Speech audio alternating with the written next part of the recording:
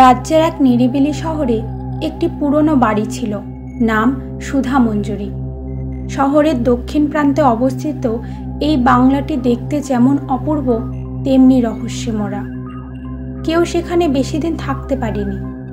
শেষ 20 বছরে এই বাড়ির 7 জন মালিক রহস্যজনকভাবে মারা গেছেন অথবা নিখোঁজ হয়েছেন। স্থানীয়রা বিশ্বাস করত সেই বাড়িটি অভিশপ্ত।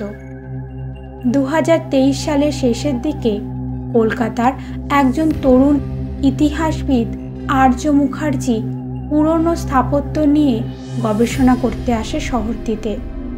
সে শুনেছিল সুধা মঞ্জুরি বাড়ি ইতিহাস ঘিরে অনেক অজানা গল্প লুকোনো আছে। স্থানীয় এক দালানের কাছ থেকে অল্প দামে বাড়িটি ভাড়া নেন সে। প্রথম কয়েকদিন স্বাভাবিকই ছিল সব কিছু, কিন্তু ধীরে ধীরে বাড়িটির চারপাশে এক অদ্ভুত অনুভূতি তাকে ঘিরে ধরতে থাকে।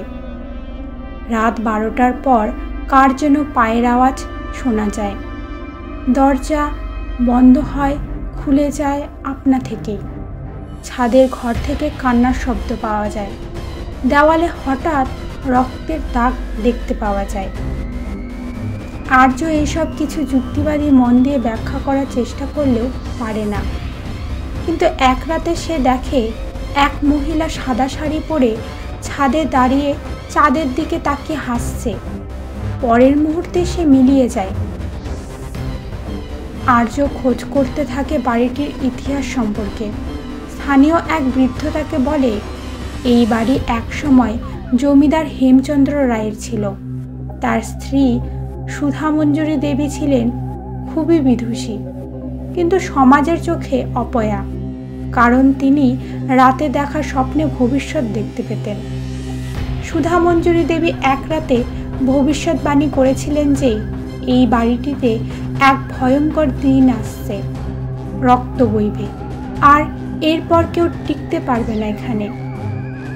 আর এর পরের দিনই তিনি রহস্যজনকভাবে আত্মহত্যা করেন। তবে কেউ কেউ বলেন তাকে খুন করা হয়েছিল। আর্য সাহস করে এক রাতে উঠে যায় ছাদে। সেখানে সে একটি বন্ধ দরজা খুঁজে পায়, যা দিনের বেলায় ছিল না। দরজাটি খুললে দেখা যায় একটি ছোট্ট ঘর। ভেতরে শুধু একটা আয়না আর একটি পুরনো কাঁসার থালা। আর্য আয়নার সামনে দাঁড়ালে সে দেখে সুধা মঞ্জুরি দেবীকে, যিনি তাকে দেখে ফিসফিসিয়ে বলছেন, বাড়ি ছাড়ো, নয়তো তুমিও একদিন আমার মতোই এখানে বন্দী হয়ে যাবে।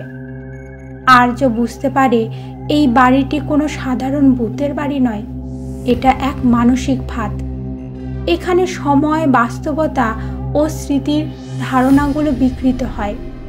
এক রাতে সে দেখতে পায় সে ঘুমিয়ে আছে, কিন্তু সে নিজেই তার পাশে দাঁড়িয়ে আছে এবং নিজেকে দেখছে। তারপর থেকে দিনের বেলাতেও সে বিভ্রান্ত হতে থাকে। সে কোথায়, কে, কখন, সব কিছু গুলিয়ে যেতে থাকে। আর্য পুরাতন দলিলপত্র ঘেঁটে খুঁজে পায় সুধা মঞ্জুরি আসলে এক শক্তিশালী মন্ত্রজ্ঞ ছিলেন।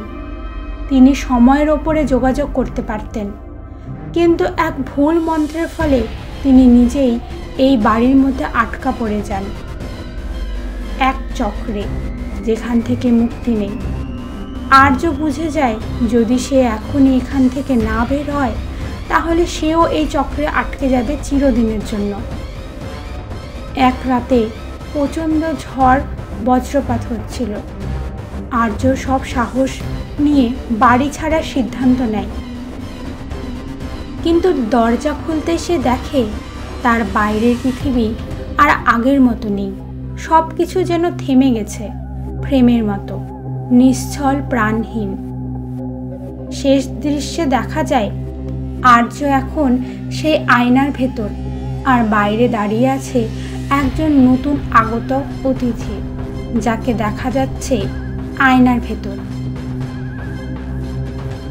এই গল্পটি শুধু এক ভূতের গল্প নয়, এটা সময়, স্মৃতি, মানসিক বিভ্রান্তি ও চিরস্থায়ী অভিশাপের গল্প।